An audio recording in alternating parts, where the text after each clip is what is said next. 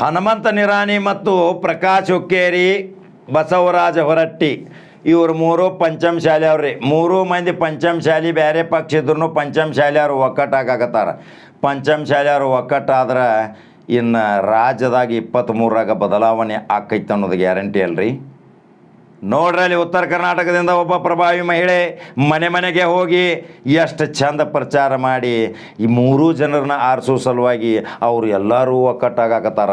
ಇನ್ನು ಒಕ್ಕಟ್ಟಾದ್ರಂದ್ರೆ ಇನ್ನು 2023ರಾಗ ವಿಜಯ ಪತಾಕೆ ಹಾರೋದು ನಿದ್ದಿಗೆಟ್ಟೈತ್ರಿ. ಇನ್ನು ದೊಡ್ಡ ರಾಜಕೀಯ ಪಕ್ಷದವ್ರು ಪಂಚಮಶಾಲಿ ಅವ್ರು ಎಲ್ಲರೂ ಒಂದು ಆಧಾರಪ್ಪ ಅಂತೇಳಿ ಗುಡುಗೆ ಎಬ್ಸ್ಯಾರ. ಇದ ಉದಾಹರಣೆ ಪ್ರಕಾಶ್ ಹುಕ್ಕೇರಿ ಮತ್ತು ಹನುಮಂತ ನಿರಾಣಿ, ಬಸವರಾಜ ಹೊರಟ್ಟಿ. ಪಂಚಮಶಾಲಿ ಶಕ್ತಿ ತಯಾರಾಗತೈತಿ, ಪಂಚಮಶಾಲಿ ಶಕ್ತಿ ಕ್ರೋಢೀಕರಣ ಆಗತೈತಿ. ಮತಗಳ ಬ್ಯಾಂಕ್ ಒಂದು ತಯಾರು ಮಾಡಕತ್ತಾರ. 23ರಾಗ ಪ್ರತಿ ಜಿಲ್ಲೆಗೆ 5-5, 3-3, 2-2 ಸೀಟ್ ಪಂಚಮಶಾಲಿ ಆರಿಸಿ ಬರುವಣ.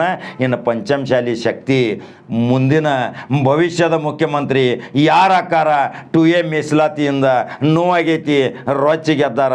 ಇನ್ನೇನು 4-5 ತಿಂಗಳು ಉಳ್ದೈತಿ, ಇನ್ನೇನು 2A ಮೀಸಲಾತಿ ಕೊಡೋ ಸಲುವಾಗಿ ಮೀನಾಮೇಷನ್ಸ್ ಆಗತ್ತೀರಿ. ಆದ್ರೆ ಪಂಚಮಶಾಲಿ ಮತ್ತು ಅವರ ಗ್ಯಾಂಗ್ ಮಾತ್ರ ತಯಾರಾಗಿ ಆಗತೈತಿ. ಪಂಚಮಶಾಲಿ ಶಕ್ತಿ ನೋಡ್ರಿಲ್ಲ, ವಿಜಯಾನಂದ ಕಾಶಪ್ಪನವರು, ವೀಣಾ ಕಾಶಪ್ಪನವ್ರು, ಗೀತಾಂಜಲಿ ಪಾಟೀಲ್, ಎಷ್ಟು ಜನ ಪಂಚಮಶಾಲಿ ಲೀಡರ್ಗಳದಾರ್ರಿ. ಜೈ ಮೃತ್ಯುಂಜಯ ಸ್ವಾಮಿಗಳು ಅದಕ್ಕೆ ಆಶೀರ್ವಾದ ಐತಿ. ಅನೇಕ ಜನ ಅದಾರ. ರುದ್ರಗೌಡ ಪಾಟೀಲ್ ಅಥಣಿದಿಂದ ಅವ್ರು ತಮ್ಮ ತಾಕತ್ತು ಪ್ರಕಾಶ್ ಹುಕ್ಕೇರಿ ಅವ್ರಿಗೆ ಹೆಂಗೆ ತಾಕತ್ತು ಕೊಟ್ಟಾರ ನೋಡ್ರಿ. ಮನಿ ಅಡ್ಡಾಡಿ ಓಟ್ ಹಾಕ್ಸ್ಯಾರ. ಆ ರುದ್ರಗೌಡ ಪಾಟೀಲ್ ಅವರು ಸಹಿತ ಕಾಗವಾಡ ಮುಂದಿನ ಶಾಸಕನಾಗತ್ತಾರ ಜನ.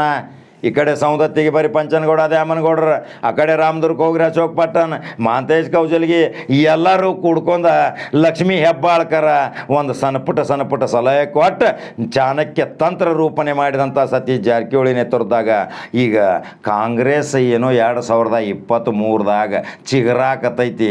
ಅದಕ್ಕೊಂದು ಶಕ್ತಿ ಬಂದೈತಿ ಅಂಥೇಳಿ ಏನೇನು ಮಾತಾಡ್ಯಾರ ಗೊತ್ತೈತಿ ರೀ. ಹಂಗಾರ ಪಂಚಮಶಾಲಿ ಶಕ್ತಿ ಏನು ಮುಂದಿನ ಬಾವುಟ ಹೆಂಗೆ ಆರಿಸೋದು?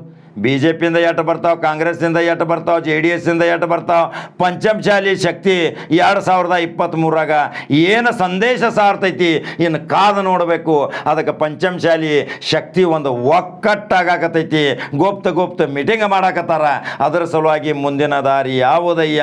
ಇನ್ನು ಪ್ರಬುದ್ಧ ಮತದಾರರು ಪಂಚಮಶಾಲಿ ಅವರು ಹೇಳ್ಬೇಕಿರಲ್ಲ ನನಗೆ. ಹಂಗಾರ ಬಸವಣ್ಣನ ನಾಡಿನವ್ರು ನಂಬರ್ 1 ಚಾನಲ್ ಫಾಲೋ ಮಾಡಿರಿ, ಲೈಕ್ ಶೇರ್ ಮಾಡಿರಿ. ಮತ್ತೆ ಬೇರೆ ಸುದ್ದಿ ಹೋಗಿ ಬರ್ತಾನೆ ರೀ. ನಮಸ್ಕಾರ.